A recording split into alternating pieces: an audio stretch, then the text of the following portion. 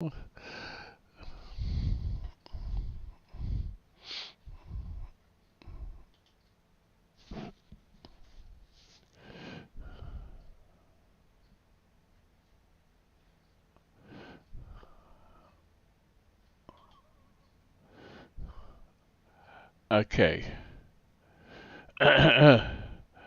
Turn that down so you don't hear me twice, and then edit this again. Edit video, and we'll call this XPD Live XPD12 Release Candidate 2 Real Talk. Okay, save that, and hopefully when we go back, here we are.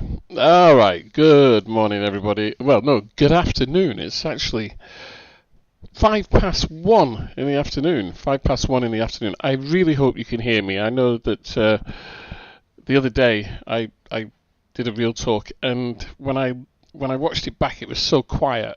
So anyway, as you can see, I'm in the Cessna 172 XPD12 Release Candidate 2. I've also done the update to the NVIDIA drivers because the previous NVIDIA drivers crashed XPD12 completely. Okay, so what I've done is I've updated the NVIDIA drivers.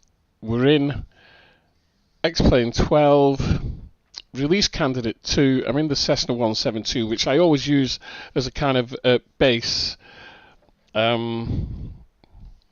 always use it as a base, so we know what's going on, kind of thing. I find that quite useful.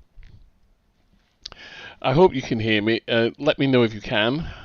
If not, then let me know if you can't hear me. I've turned down the volume in the sim, so that shouldn't be as loud. You should still be able to hear it, but not as loud as it has been in the past. Okay. So, Release Candidate 2. I mean, Release Candidate 1 apparently had a number of problems, specifically making frame rates drop completely on everybody's machine. And I think frame rates were going down to something like 14 in the past for some people, and those people who had really healthy machines and could fly with really quite high frame rates. Now, as I say, I always use the Cessna 172 as a kind of a baseline. So let's have a look at the FPS now. Okay, we're flying in near VFR conditions, so it's quite cloudy, real world weather, and at the moment I'm pulling something like 35 frames per second. Now, not forgetting that my machine is quite old now. It's an i7 4770K processor. I got 32 gig of RAM, DDR3 RAM, I think, and also my graphics card is an NVIDIA GTX 1080, so it's really quite old now. I am in the process of getting a new machine, although it's taking me a little longer than anticipated because obviously we need to save the pennies. But I can still fly quite reasonably and reasonably smooth with real world weather on, with level of detail quite high. We'll look at my settings in a moment. Let me just turn this back down again a little bit further, just in case it's too loud for you. The AI is flying the aircraft at the moment, not me, so that's why I'm a little bit low and a little bit close to these wind turbines at Taff Ely, which is near Swansea. Woo, very close. But even so, I mean, let's have a look around. So if we look straight up at the clouds, yeah, 50 frames per second, straight down. Let me get straight down over Orbex UK. Don't know why it's doing that. Let's even that out about. Straight down over Obex UK, 40 to 50 frames a second. We're coming up towards Swansea. That is Port Talbot there, the steelworks. The M4 is down here below us. There's the M4. And we're on our way towards Swansea Bay. And the AI, as I say, is flying this. So this is eminently flyable, not a problem. I should imagine in some of the more detailed aircraft, 737 and the MD-11 frames may tank a little bit further. But, you know, for a release candidate one, this is not bad. It probably needs a little bit more work, a bit more optimization, but it seems okay to me. Let's have a look. Is anybody watching? Anybody tuned in? No, nobody's tuned in at the moment. Mind you, it is 1 o'clock in the afternoon. Now, I haven't tested any of the other aircraft. They may well still be broken.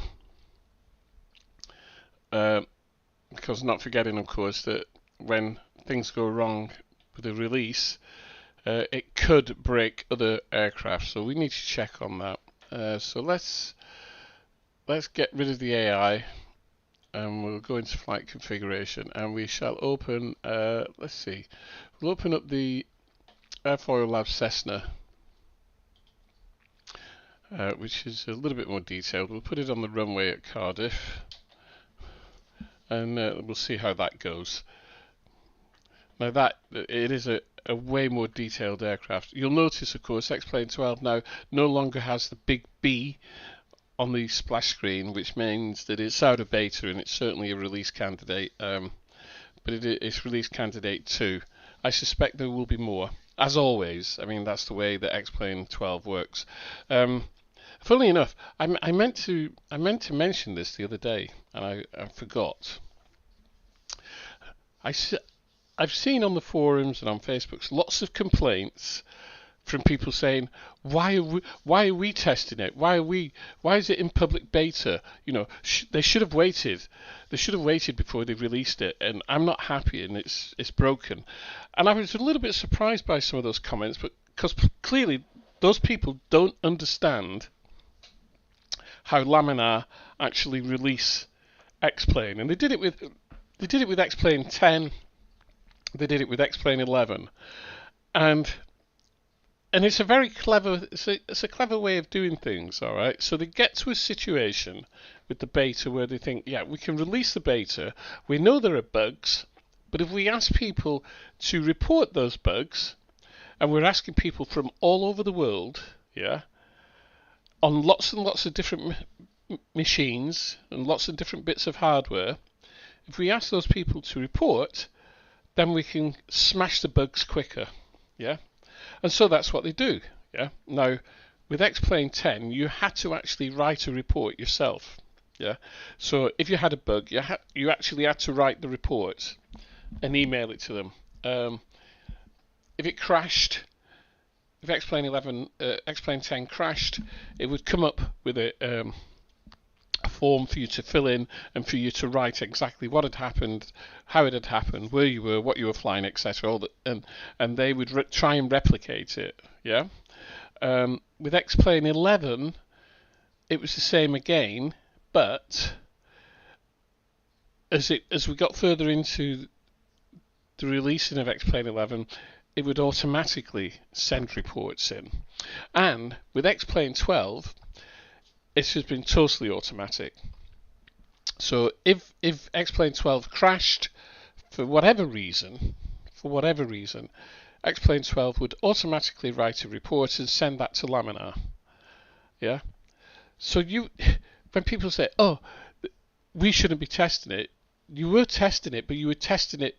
It was being tested by stealth, and it was reporting bugs by stealth. You could also write in bugs. You know, I mean, I read something this morning where somebody is saying they've got a bug that hasn't been addressed, and you know they've actually written in and reported their bug. Yeah. so you could write in bugs, and not is entirely up to you. So here we are. This is the Airfoil Labs Cessna 172NG, which is far more complex than the default aircraft. I always have trouble starting this, but as we can see, everything's on. So let's see if it will start.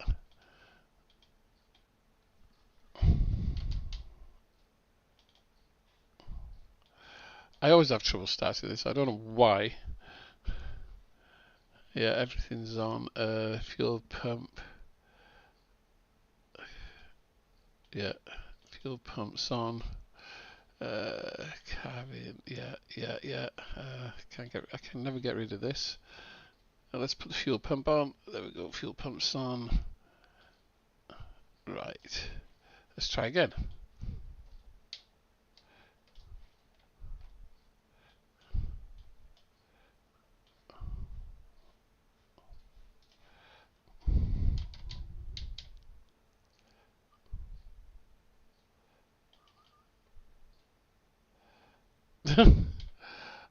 I can never get it to start for some reason. I don't know why. Maybe I'm just a bit thick.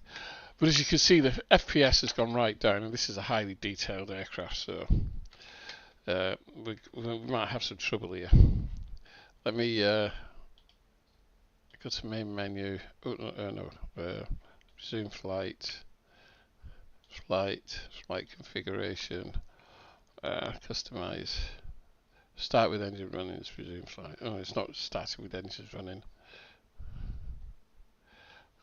I can never get this one to start. Why?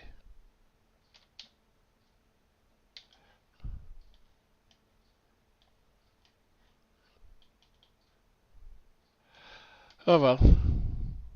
I have had it going, but not today. But oh, the FPS has come up a bit, which is good. Right, let's try something else then. Let's see. 737, customize, start with engines running, start new flight. So we'll take the Zebo and we'll see what happens with that. Okay, I think that'll be a little bit better. But for sure, my machine is aging. I need to get a new PC. And as I say, I'm in the process of trying to do that, and we'll see what happens when we do get the new PC. I have been told that with a 4090 card, you're looking at frame rates well over the hundreds. And I've been also told that if you have a 4090 with MSFS 2020, you would have frame rates of 150. So it's now we're talking like GPU, graphics card, and processing. At the moment, though, emphasis is on the graphics card for sure. Is you really need quite powerful machines to run these simulators nowadays, and I feel somewhat lagging behind. I was even thinking I might buy a 2080 Ti just to tide me over until I got a new PC, and I think probably putting a 2080 Ti into this machine would actually do it an awful lot of good. I probably would be able to keep using it for quite some time. But certainly at the moment it is becoming quite sluggish, and luckily I've still got X-Plane 11, which holds its own. The X-Plane 11 is still, looks perfectly fine, with no issues whatsoever with that. I suppose though, if you want the puddles and you want the lighting and all the bells and whistles of X-Plane 12, then you really do need a bigger machine, something that is more likely to carry the simulator. As I say,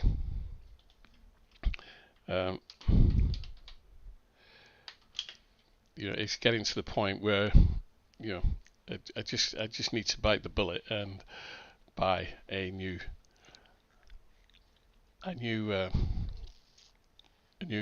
computer, without a doubt. Okay, I'm just looking on Amazon here. They don't seem to have any 2080s. Oh yeah, they've got one there.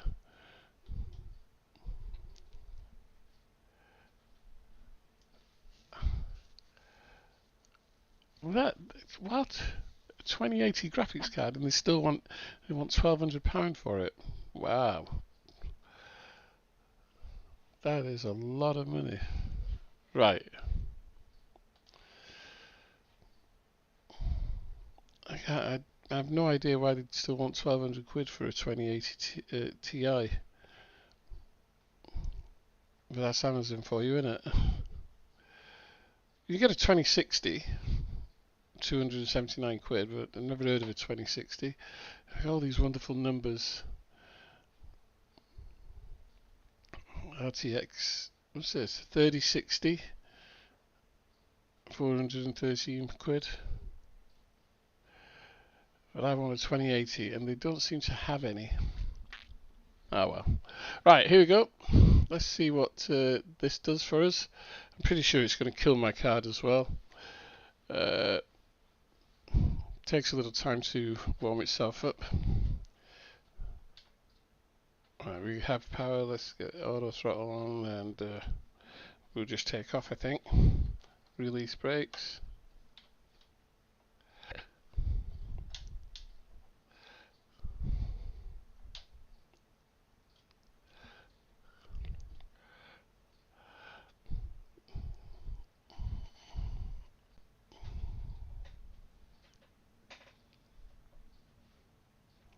$80 knots.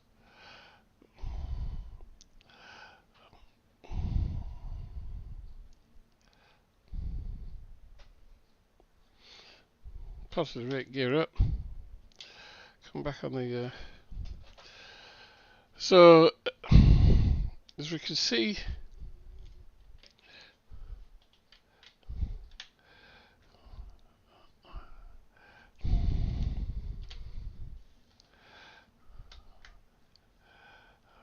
in flight, external view, 22 frames, 25 frames, just about flyable on VATSIM, 24.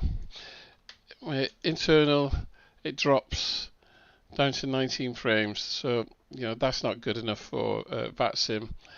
I would be kicked off the network because of that, unless of course I was using Swift. And whilst it still looks smooth, obviously the sim rate has been slowed down, so not flying in real time. The sim has slowed down considerably. External view 22. If I was to clear the weather, flight configuration, let's customize this, manually enter, and just go for clear clouds, clear the weather, apply changes. Let's see what happens there. Whoops. Not a whole lot of difference. Let's pull this back. It was getting up close to 30 frames, so then it becomes flyable on VATSIM, but without any weather, which is a shame. As looking straight down, 36 frames, straight up, same 36 frames. So not so good. And halfway through, externally around about mid-20s, internally 19. So time for a change. Time to get that new computer, I think. I will have to raid the bank and order it, or hopefully Wired to Fire might see my video. I'll have to get in touch with Wired for Fire anyway, because that's where I get my PCs from. Okay, so there you have it. Release candidate 2 is working. If you've got the machine for it, then XPD12 will be fine. On a lower spec machine such as I've got, then it's flyable. Certainly not flyable on VATSIM. And you need to make decisions about weather. Looks amazing though. Does look good, because of course it's been optimized to perform at something like 25 frames per second. So yeah, you know, we can just about manage that. I think I'd be happy with you know, a few more frames personally. So there we have it. Short video talking about release candidate 2. The bottom line is it's working. If you've got a good graphics card and a good PC, you'll be fine. With a lower end machine or an older machine such as I've got, it is just about flyable. Certainly not flyable on VATSIM because you'd be getting those disconnects, but it is flyable.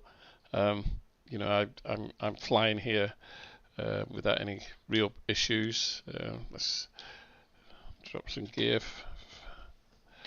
See if we can get back to the airport.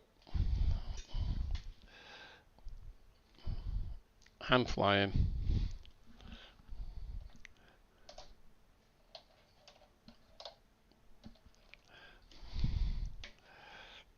Oops, I didn't mean to do that. Pull them down again. There we go.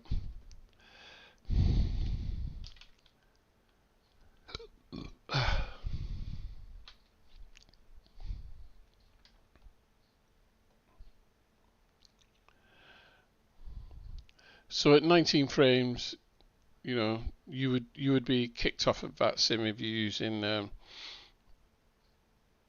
XPilot. If you're using Swift, it doesn't take you off the network, but still at 19 frames you wouldn't be flying in real time, and so you know, anybody flying behind you, you know, they would be coming up on you in real time. So yeah, it is what it is, as they say. Just gonna drop the flaps all the way. Whoops.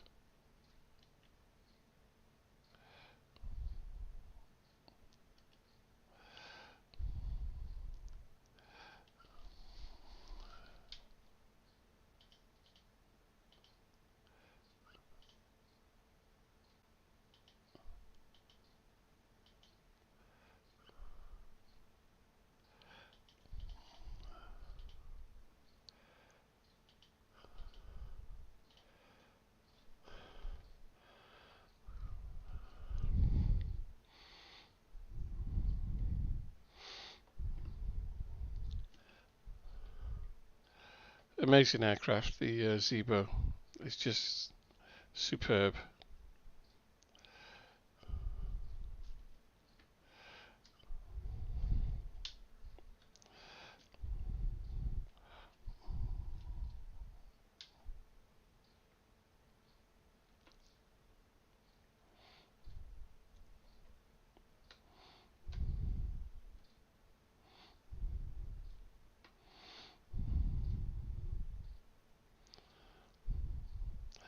Hand flying all the way in, 500 feet. Feet on the pedals, on the rudder pedals, 400 feet. Speed 150 to 150, coming down to 149, 147, 100 feet.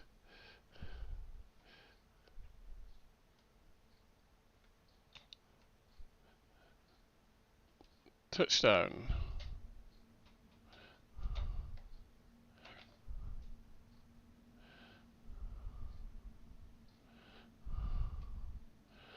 Reverse thrust.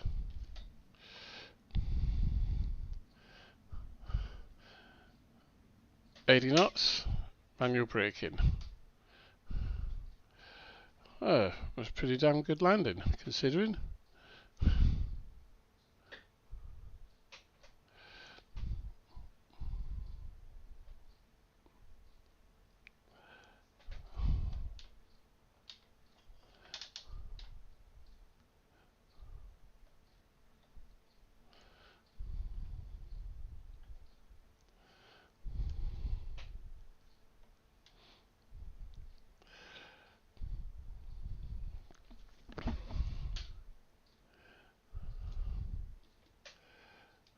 And there we are. So, yeah, what can I say? It works, and that is the main thing, isn't it? Shall we have a look at that landing back? Let's have a look, see what it looks like. Toggle replay mode, and just skip back to about there, about here.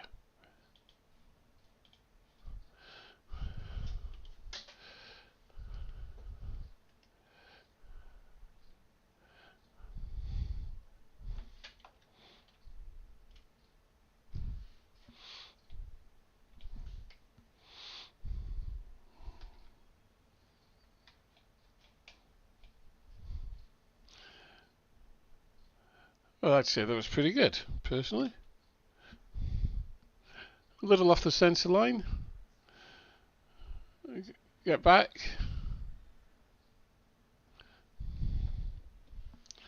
Didn't look too shabby, did it, for a landing? Well, there we go. What more can I say? Not an awful lot more, but release candidate 2 is working, and yeah, you should be able to fly to your heart's content. We'll see you all soon now. You take care. This is Wycliffe Barrett, not Parrot, X-Plane Dedicated Sim Deck, and we'll see you all soon. Take care now. Cheerio.